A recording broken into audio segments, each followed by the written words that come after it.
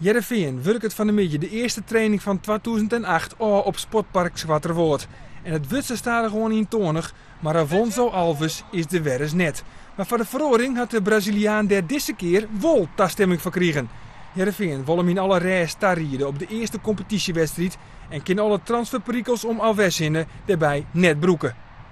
Want we in augustus maken wat voor commotie het jouwt.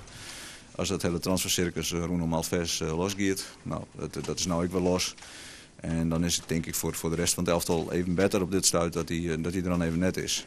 Ja, want we willen wel gewoon heel rustig naar de wedstrijd in Utrecht daar werkje kennen. Nou, en die afspraak hebben we maken met hem en zijn zaakwaarnemers. En we zullen eind van de week wel eens even weer hoe het er dan voor stiert. En als er dan reden is om hem op te roepen, dan roepen we hem op. En als er reden is om deze vakantie nog een beetje te verlengen, dan verlengen we dat. En misschien is er dan ik wel witte rook ergens bij, dat weet ik niet. Alves mist in elk geval de competitiewedstrijd in FC Utrecht. En misschien krijgt de Braziliaan nog wel langer vrij. Het lijkt er in elk geval op dat Heerenveen in gedachten al genomen heeft van zijn topscorer. Nee, ik vind dat je pas afschiet van mensen nemen dat het echt concreet is. En dat is nog steeds net. Hè, want in augustus, september werd ik al een paar keer een narrow escape. Dus nee, ik neem geen afschiet van spelers als ze dan net fort binnen. Dus, omdat het opmerkelijk is, omdat hij in FC Utrecht, dat is de eerste competitiewedstrijd, een hele belangrijke wedstrijd. Ja, maar het zijn allemaal belangrijke wedstrijden. Maar wij hebben in de eindfase zonder Alves beter voetballen met Alves. Alves is de Joer dus net, maar hij is er wel. En met hij bedoel ik de eerste nieuwe onwinst van Heerenveen, Christian Grindheim. De 24-jarige Noorse middenvelder had een contract tekenen voor 4 en een heel jaar. Het is een hele allround middenvelder, dus die kan op alle posities op middenveld voetballen.